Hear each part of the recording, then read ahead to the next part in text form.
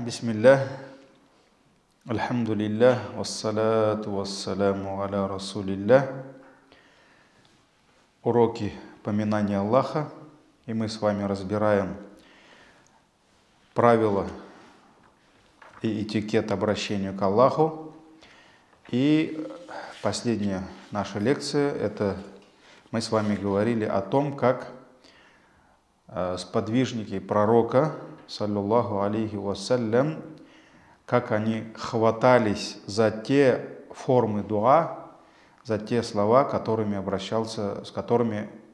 обращался к Аллаху сам пророк, саллаллаху алейхи вассалям. Как они учили эти дуа, и как пророк, саллаллаху алейхи вассалям, сам учил сподвижников этим дуа. И мы знаем, мы с вами приводили даже несколько хадисов, где посланник Аллаха, саллаллаху алейхи вассалям, учил кого-то из подвижников какому-либо дуа, а затем он его выслушивал, то есть заставлял повторять, просил повторять эти слова.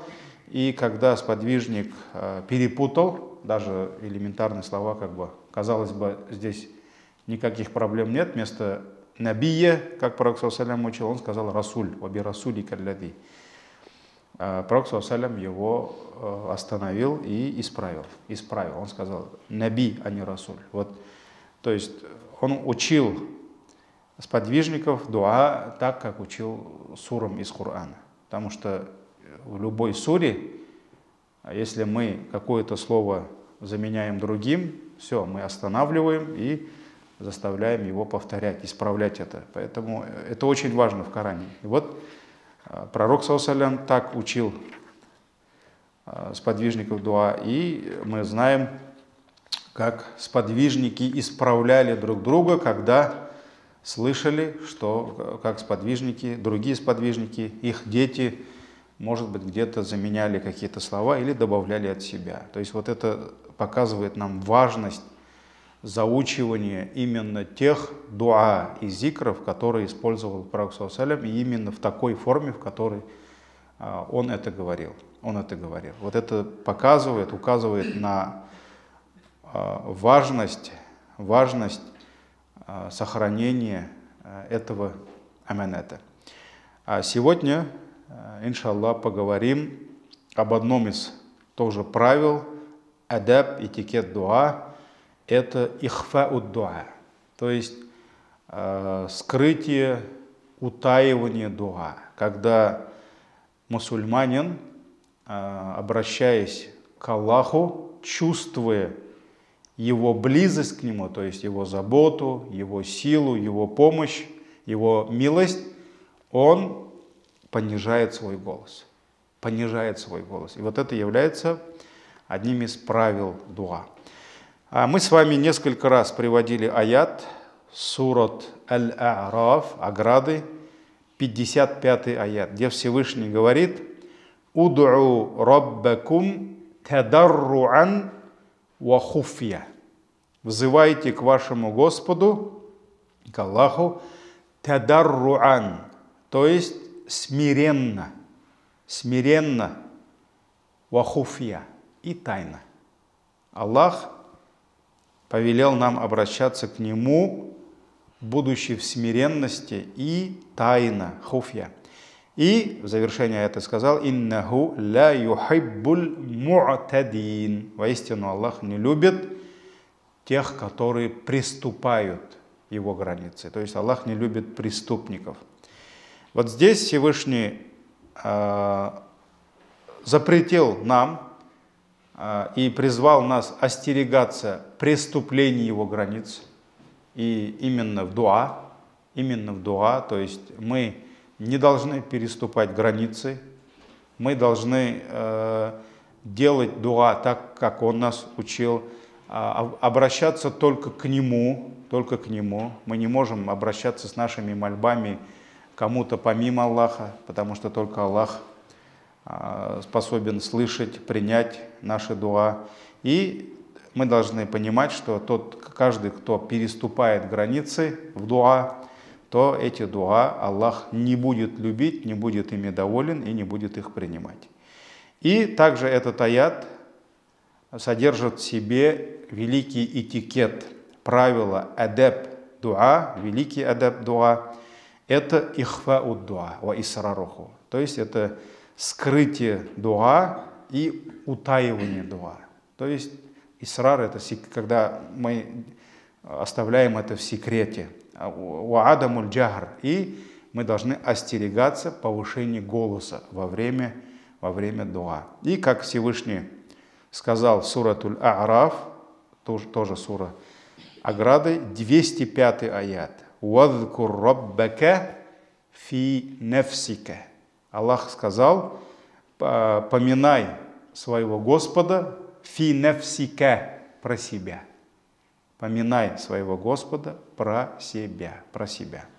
Суратуль А'раф, 205 аят. И в обоих сахихах приходит хадис от Абу Муса аль-Аш'ари, радийаллаху анху, который рассказывает, что как-то раз люди рафа'a асватахум биддуа, то есть они поднимали свой голос в обращении к Аллаху. То есть они, когда обращались к Аллаху, делали дуа, они подняли свои голоса, они завысили свои голоса. И, услышав их, посланник Аллаха, алейхиссаляту вассалям, сказал: «Айюханнас, о люди, ирбау аля анфусикум». То есть понижайте свои голоса. Понижайте, не возвышайте свои голоса. «Фаиннакум ла тадауна асамма валя гаиба». Понижайте свои голоса, не кричите, не повышайте свои голоса. Ибо вы не взываете к глухому или же отсутствующему. То есть, когда обычно вот мы при общении друг с другом повышаем голос? Когда у него проблемы со слухом. Особенно это, если, например, там очень старый человек, который плохо слышит, мы начинаем кричать, чтобы он услышал эти слова. Пророк ﷺ сказал: вы не взываете к глухому. Аллах слышащий. Также, когда мы повышаем голос, когда этот человек находится не рядом с нами, а где-то далеко, отсутствует, то есть мы кричим, чтобы он услышал нас. Или там через стену, или куда-то вдали он. Поэтому посланник Аллаха, алейхиссаляту вассалям, сказал: не возвышайте голоса свои, ибо вы не взываете к глухому и отсутствующему. «Инналлази тад'унаху сами'ун кариб». Ибо тот, кому вы взываете, то есть к Аллаху, он сами'ун, он слышащий. Одно из имен Всевышнего — ас-сами'а, он слышащий, он все слышит, поэтому не надо кричать. Он и так все слышит. И карибун, то есть он близкий. Аллах близок к нам. И тот, кто всем сердцем чувствует его близость, он должен понимать, что не надо кричать. Аллах и так слышит. Этот хадис у Бухари и Муслима. И вот один из величайших табиинов, Хасануль Басри, рахимахуллах, сказал: «Лакад адракна акваман», мы увидели тех людей, то есть здесь речь идет о сподвижниках. Они видели самых лучших, так ведь? И очень часто табиины, они рассказывают о том, что они видели в сподвижниках. Субханаллах, табиины — это были то поколение, которые видели своими глазами сподвижников. И даже в хадисах мы видим, читаем такие случаи, когда, например, кто-нибудь из табиинов направлялся в Мекку, в Медину, то есть это те города, где было больше сподвижников, они иногда даже делали дуа. Они делали дуа: «Я Раббым, о мой Господь, дай мне возможность увидеть кого-нибудь из сподвижников пророка, саллаллаху алейхи вассалям, и взять от него что-то». То есть какой-нибудь хадис, знание. И, машаллах, они встречали сподвижников, и делали все, чтобы что-то у них взять. Потому что они прекрасно понимали, что это те сподвижники, которые своими глазами видели пророка и своими ушами слышали его слова. И каждое его слово, это его хадис, это великое богатство. И вот поэтому Хасан аль-Басри говорит, мы видели тех людей, которые не было бы, вот если бы на земле было бы какое-либо благое дело, которые они могли сделать тайком, то есть не показывая другим, они никогда этого не делали на показ. То есть сподвижники, поколение сподвижников, они всегда делали все, чтобы не показывать людям свои благодеяния. Если, Хасан аль-Басри говорит, если бы на земле существовало одно благое дело, которое они могли совершить в тайне, они никогда это не совершали на показ. То есть они обязательно это делали в тайне.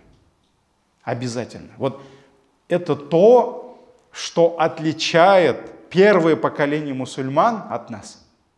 От нас. Вот, субханаллах, это факт. Вот так как сегодня мы скрываем свои недостатки и грехи, сподвижники скрывали свои благие дела. Это не есть плохо, то, что мусульманин скрывает свои недостатки. Это показатель его имана. Пророк, саллаллаху алейхи вассалям, сказал: «Куллю уммати муафин». Каждая моя умма, вся моя умма, она спасется. То есть Аллах простит мою умму, избавит от наказаний в этой жизни, да? Илля муджахирин.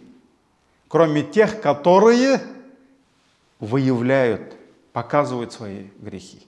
И когда у пророка, саллаллаху алейхи вассалям, спросили, а кто это муджахирин? Это те, которые ночью совершают какой-либо грех, а потом днем рассказывают об этом. То есть это тот уровень погружения в грехи, где уже просто мусульманин перестает скрывать эти грехи. Все, он уже перестает стесняться этих грехов. И то, что мусульманин совершает какие-либо грехи и стесняется этих грехов, скрывает, это хорошо.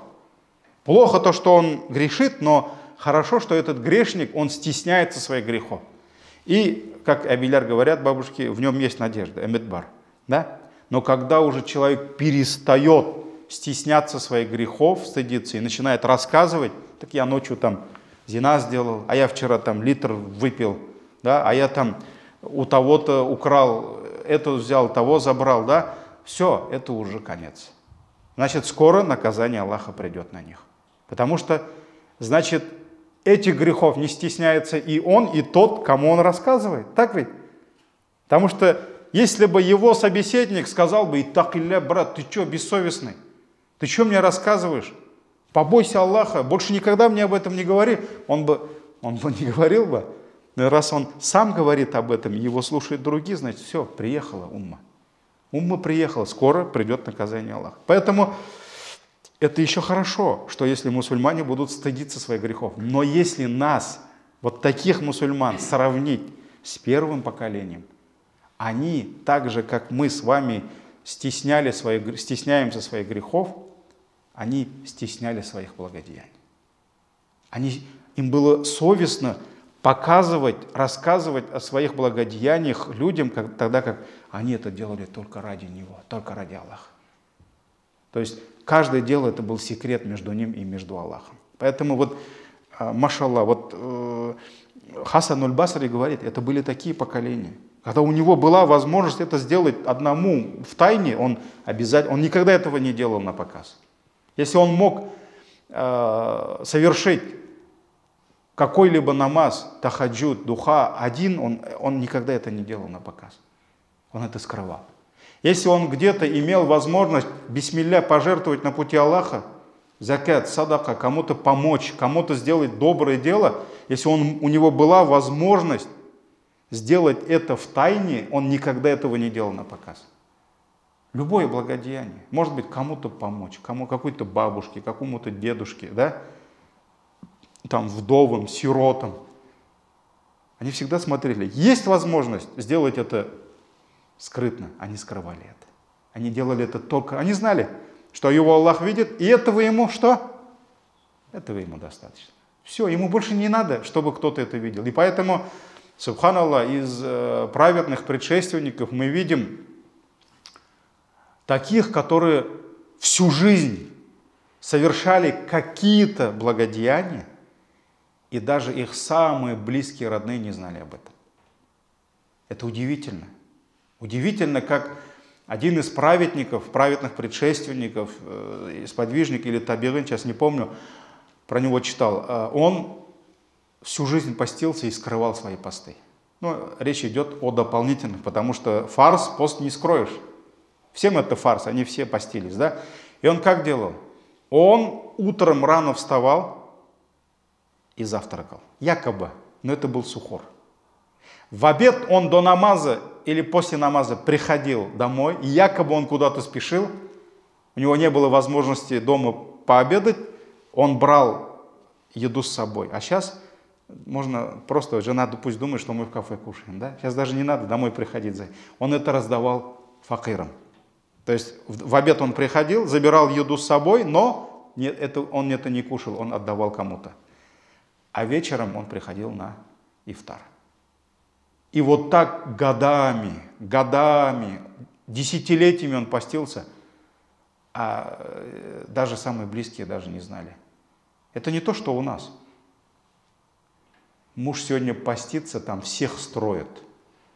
Дома там уже полдня жена готовится, скоро муж придет. Он голодный, бедный, он сейчас придет, надо его накормить. Он же постился, он еще 5 раз позвонит жене.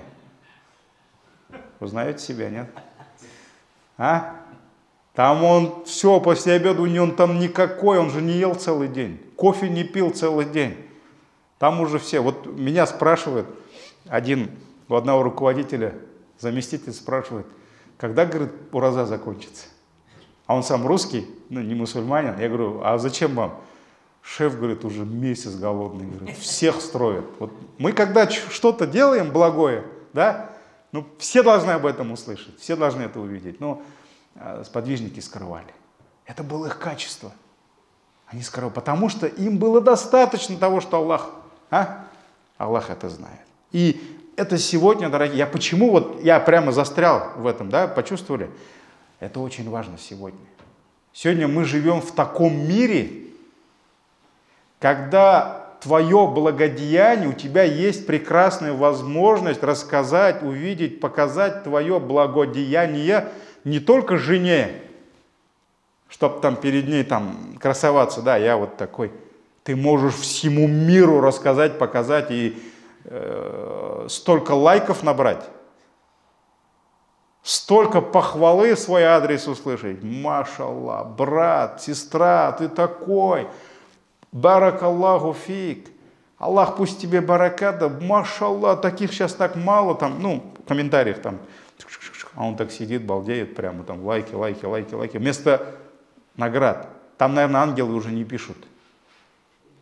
Вопрос уже, там уже не ангелы пишут, а его подписчики пишут. Потом в судный день эти лайки ставить на чашу весов, непонятно. Поэтому я почему про эти лайки, про эти инстаграмы говорю? Потому что это фитна, это искушение. Я не говорю, это плохо. Не подумайте, что я тут пришел против инстаграма, может даже инстаграма не будет сейчас через пару дней, да? Вот. И забудем мы про эти лайки. Но я не про это. Инстаграм можно использовать благом, но это искушение. Это фитна. Это та площадка, это тот минбар, через который ты можешь показать свои благодеяния. Ты можешь, у тебя есть возможность, и хочется показать, хочется рассказать.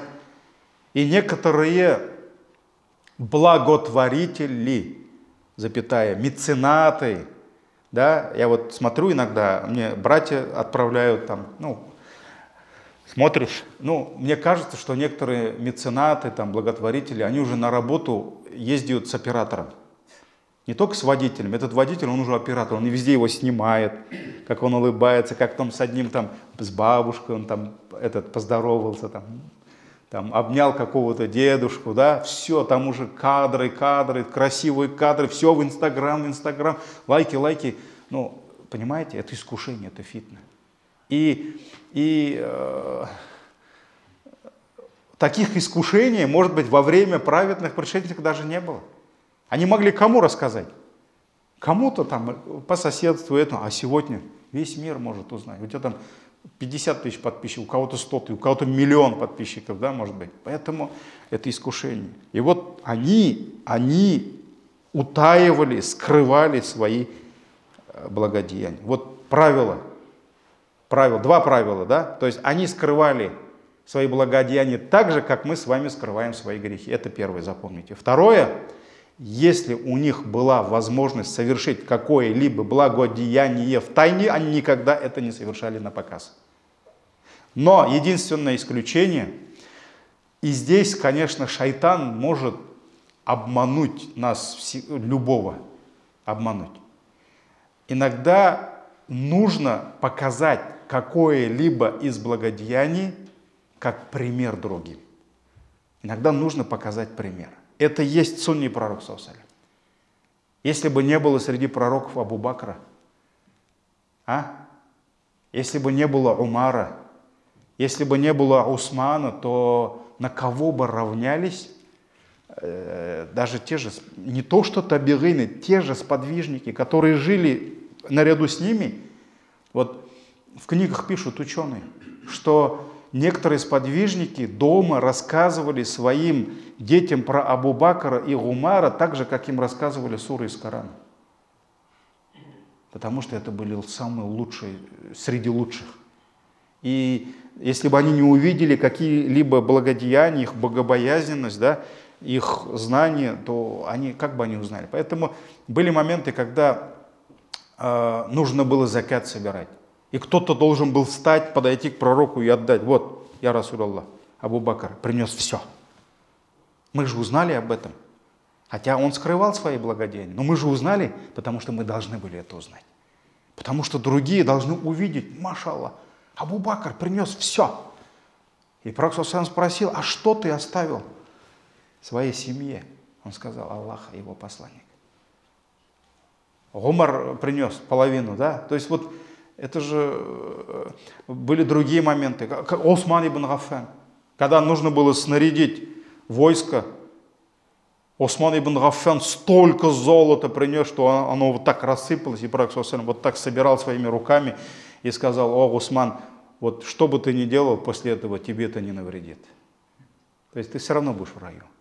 Осман сколько раз купил рай.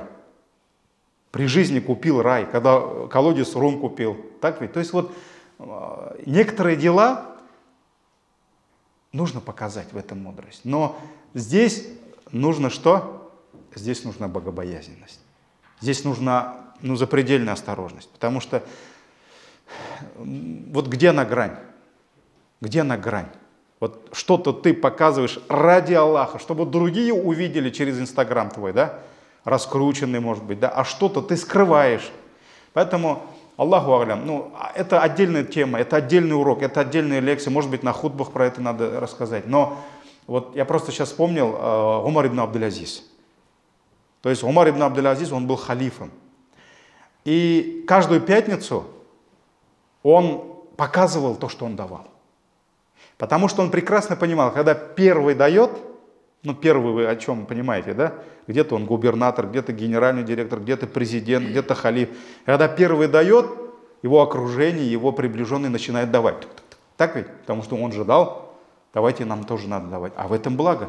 Потому что первый даже, если даст 100 динаров, но если его 5 приближенных дадут по 50 динаров, все равно в итоге-то дело получит больше, так ведь результат-то будет лучше. Поэтому говорят, что Умар ибн Абдул-Азиз, рахимахуллах, он по пятницам давал садака так, чтобы его видели.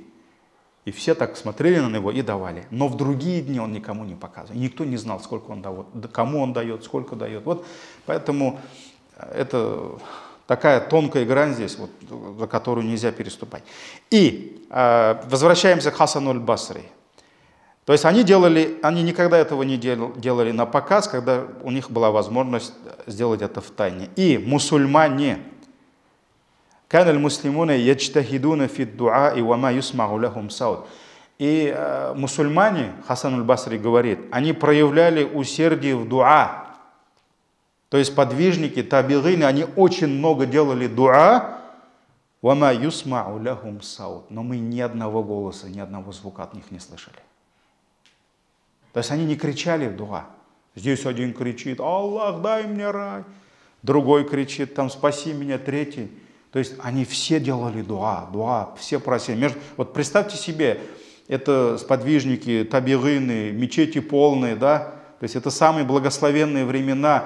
Например, между тем же азаном и икама. Сунна делать дуа. Пророк ﷺ сказал: не возвращается дуа между азаном и икама. Вот представьте себе, они же на WhatsApp не сидели. У них не было WhatsApp, у них не было телефонов, у них не было никакой связи. Они все оставили там, они здесь перед Аллахом. И они все делали дуа. Они не сидели, не болтали. Это было благословенное время, которое нельзя упускать. Они делали дуа. Но Хасан аль-Басри говорит, несмотря на усердие всех мусульман дуа, мы не слышали от них ни звука. То есть они общались с Аллахом тайно. И это был адаб дуа, это был этикет дуа. Это было правило общения с Творцом, правило общения раба с Творцом, который прекрасно понимал, что Аллах, как пророк ﷺ сказал, сами'ун карибун, Аллах слышащий, и Он близкий, Аллах близок. Хасан аль-Басри продолжает.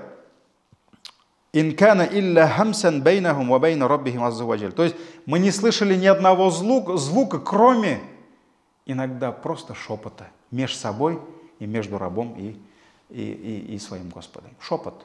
Потому что это тоже этикет дуа. Я не помню, мы об этом не говорили. Когда делаешь зикр, это мы же давно, наверное, говорили, и дуа, когда обращаешься к Аллаху, когда читаешь Коран, когда совершаешь намаз, то, что нужно говорить, надо выговаривать языком, каждую букву, каждый звук, но шепотом. То есть мыслями дуа делать — это не дуа, это нет. Это нет. А у нас наоборот. У нас нет, говорят языком, или нет, калдем там, да? А потом мыслями дуа делают, или там Коран читают. Он там это наша ошибка, неграмотность, может быть. Некоторых слышишь, что они подходят, такая, иляхи нет, калдым, там, вслух нет делает, Аллаху Акбар, а потом стоит, смотришь, губы не шевелятся. Значит, он не говорит, он просто мыслями, это неправильно. Нужно говорить. И когда говоришь, все равно шепот какой-то, особенно если, например, немножко там, если человек там старый, может быть, плохо слышит, он все равно выходит шепот. Поэтому илля хамса. То есть мы ничего не слышали, никакого звука от них, кроме шепота в общении друг с другом или же со своим Господом. Вадалика, и это потому, Хасан аль-Басри говорит, потому что Аллах сказал: «Уд'у раббакум тадарруан ва хуфья». Взывайте своему Господу как смиренно, униженно, ва хуфья, и тайно, и в тайне. Этот аят мы с вами уже читали, так ведь? Суратуль Аграф, 55 аят. وَذَلِكَ أَنَّ اللَّهَ ذَكَرَ عَبْدًا صَالِحًا رَضِيَ فِعْلَهُ فَقَالَ. То есть он приводит два доказательства. Первое — это вот Суратуль Аграф, 55 аят. «Взывайте к своему Господу тадарруан ва хуфья», то есть смиренно и в тайне. И второй аят. И это потому, почему они, только шепот от них был слышен. И это потому, что Аллах напоминает нам в Коране про своего праведного раба и говорит, что Аллах доволен его деянием. И он говорит, Аллах дает нам понять, что он доволен его деянием, и говорит: «Иднада раббаху нидаан хофия». Это сура Марьям, 3 аят. Даже надо сначала читать про Закария. Аллах говорит: вспомните про раба моего Закарию. Закария делал дуа, так ведь? И Аллах говорит: «Иднада раббаху», когда он воззвал к своему Господу, обратился, Нидаан хафия, тайна, скрыто. То есть он воззвал к нему, он позвал его на помощь, но скрыто, хафиян. И Аллах дал нам понять, что он доволен его этим делом. И мы знаем, что Аллах принял его дуа, да, и дал ему сына. Ибн Джурейдж, рахимахуллах, говорит: «Юкраху раф'у саути ван нида'a вас сияху фид дуаи ва ю'мар бит тадарру вал истикана». Во время дуа макрух является макрухом, порицается возвышение, повышение голоса. Вас-сиях, сиях — это вообще крик. Нельзя кричать во время дуа. И сунна пророка повелевает нас, религия Аллаха повелевает нас во время дуа бит тадарру. Тадарру — это смиренное состояние, смиренность, твоя униженная, валь истикана, и покорность. Вот, это в тафсире ат-Табари. И скрывание дуа, понижение голоса во время дуа, это является правилом из дуа. Правилом дуа. И это правило, вот это состояние, когда мусульманин, раб, обращаясь к Аллаху, делает это тайно, он понижает свой голос, он скрывает это. Вот это правило имеет огромное количество пользы для мусульманина, пользы, достоинств и бараката. И вот давайте посмотрим несколько из них. Почему дуа в тайне лучше, чем дуа на показ?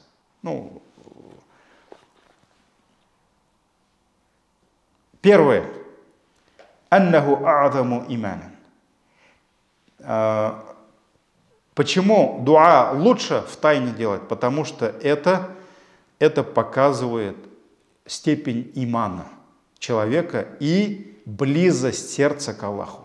Близость сердца к Аллаху.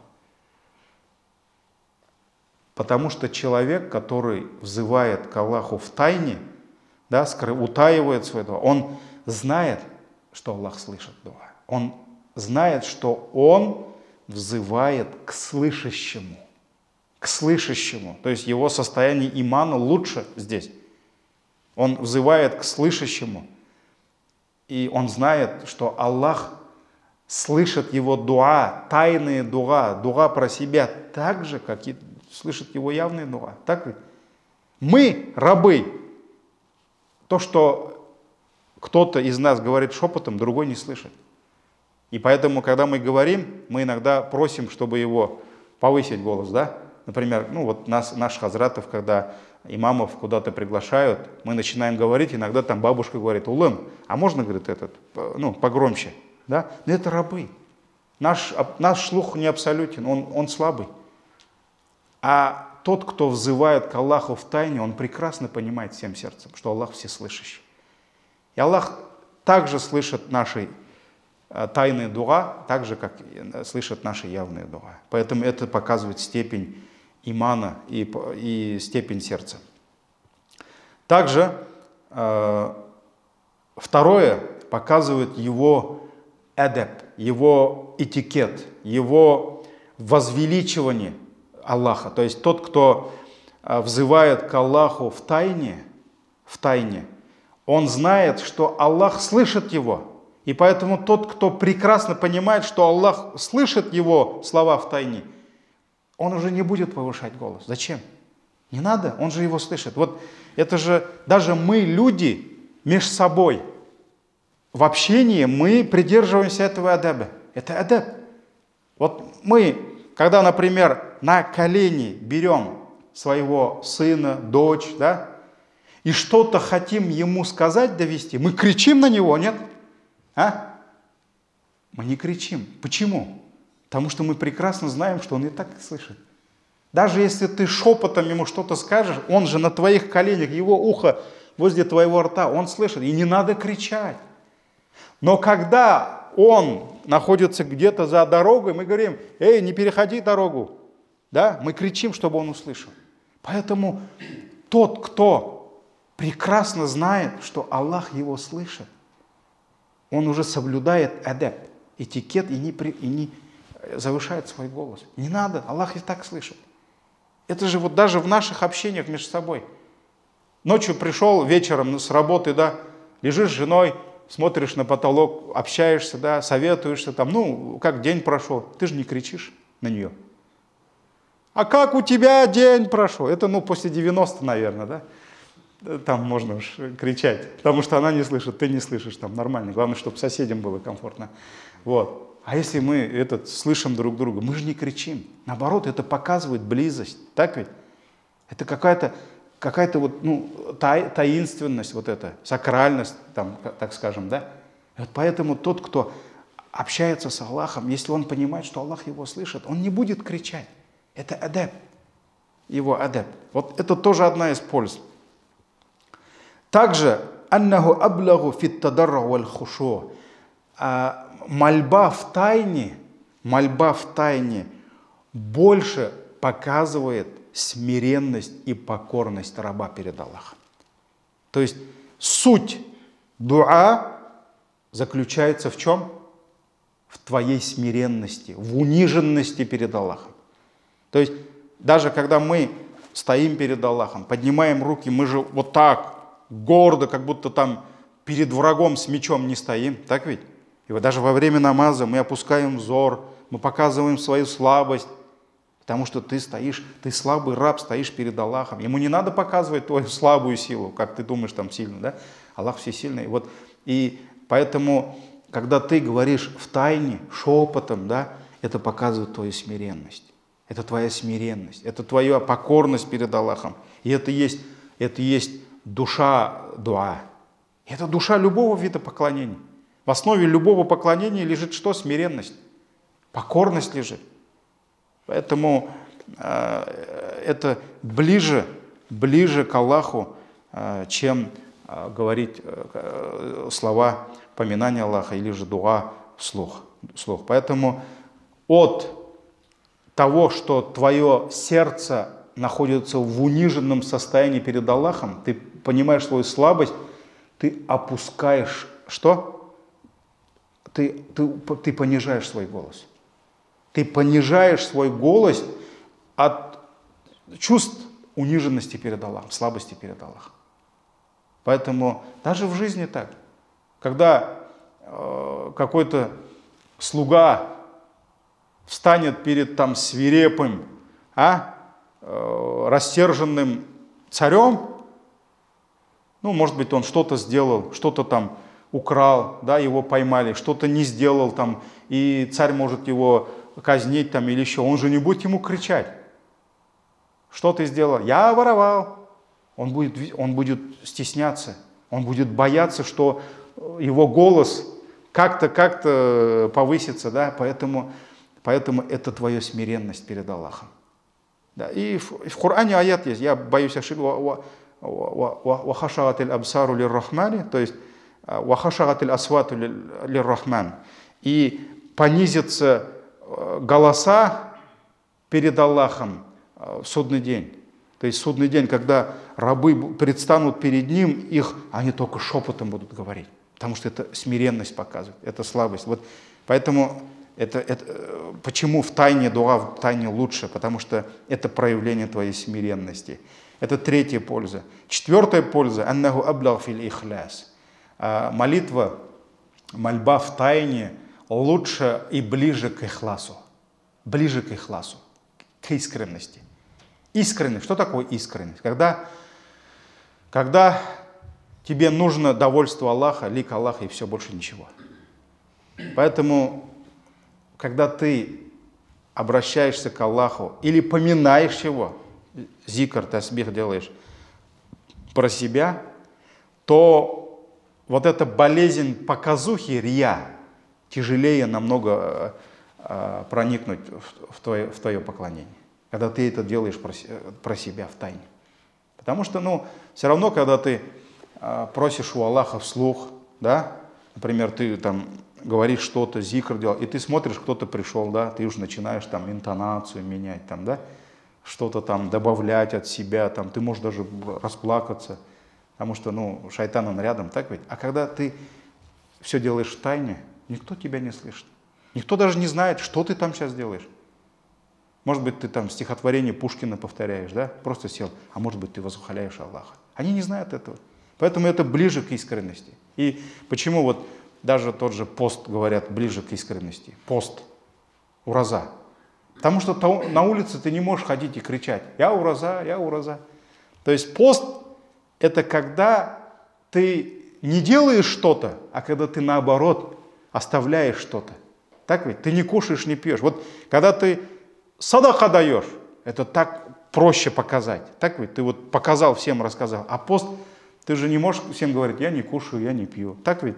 То есть это скрытые. Поэтому здесь показухи намного меньше. А вот когда дуа делаешь про себя или зикр, никто не знает, что ты делаешь. И это намного проще здесь, легче нам сохранить искренность. Поэтому ученые говорят, это ближе к искренности.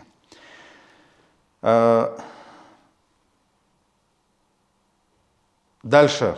Также ученые говорят, что мольба, взывание к Аллаху в тайне указывает на близость обращающегося раба к Творцу. То есть, чем больше ты чувствуешь близость, тем ты больше понижаешь свой голос. Потому что, ну, это мы уже приводили пример, да? Чем дальше от тебя человек, к которому ты взываешь, например, да, которого зовешь, ты больше кричишь. А чем ближе он, чем ближе, ты тем больше понижаешь свой голос. Поэтому Аллах, восхваляя своего раба Закарию, он сказал: «Иднада раббаху нидаан хафия», когда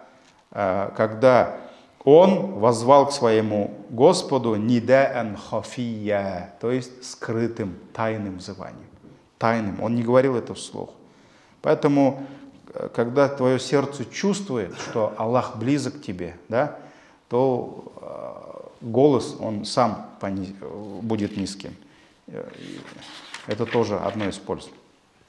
Также, ну тоже, может быть, казалось бы, незначительное такое, да, польза, незначительная, но она очень важна, особенно во время сподвижников, табигинов, когда человек взывает к Аллаху в тайне, или же поминает Аллаха в тайне, или же читает Коран про себя, то это отнимает у него куда меньше сил, чем это делал бы он вслух или крича. Да?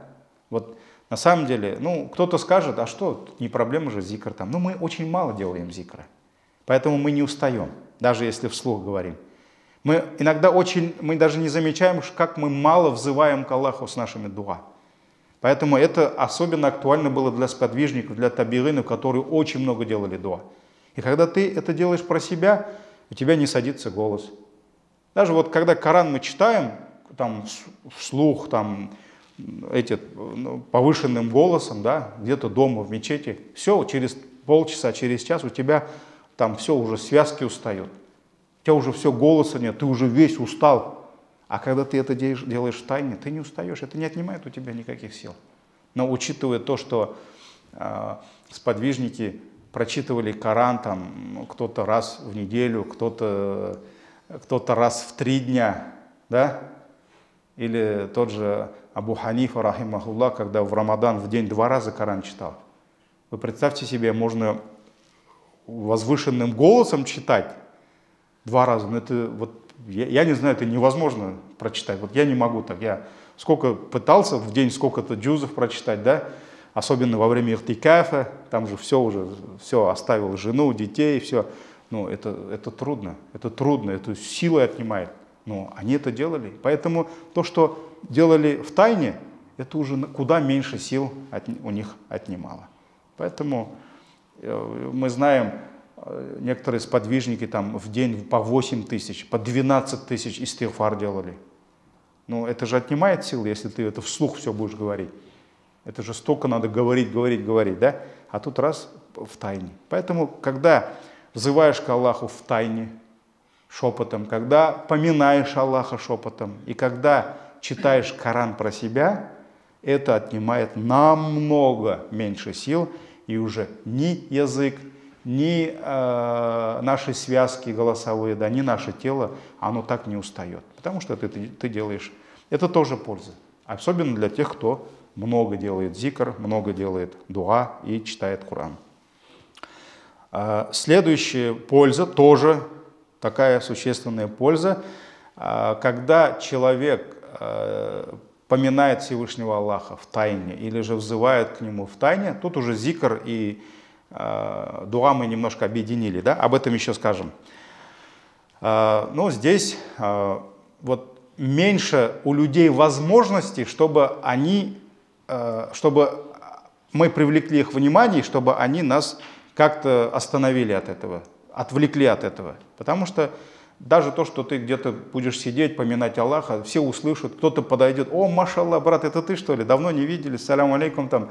Ну и не поговоришь, и не скажешь там: извини, брат, это... Хотя макрух даже здороваться с тем, кто дуа делает, кто Коран читает. А у нас иногда там приходят, там, давай руку, там, бисмилля. Ну, нельзя отвлекать. Но вот когда ты что-то делаешь вслух, ты привлекаешь внимание. И у людей больше шансов отвлечь тебя от этого дела. Все, дальше пошли, а то время уже.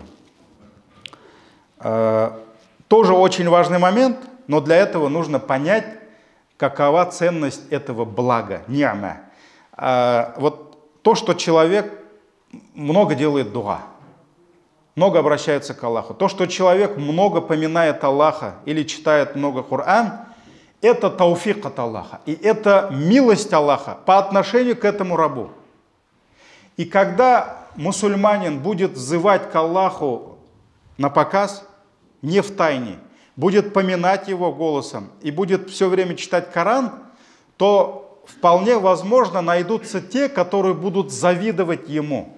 Завидовать, как он красиво Коран читает. Завидовать, как он там постоянно, машаллах, дуа делает. Постоянно зикр делает, да? И это может привести к вражде между собой. Поэтому, когда вот это благо, которое Аллах тебе дал, ты скрываешь, это намного, то есть делает тебя дальше, ставит тебя дальше от этих завистников. Это тоже польза, иншаллах. Поэтому Якуб алейхиссалям, он какой насихат дал своему сыну?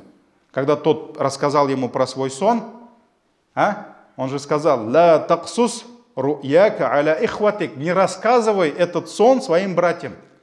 Не рассказывай. Потому что в этом сне Аллах показал его положение, будущее положение, что он будет выше всех своих братьев, выше отца, выше матери, так ведь, что все будут падать ниц перед ним.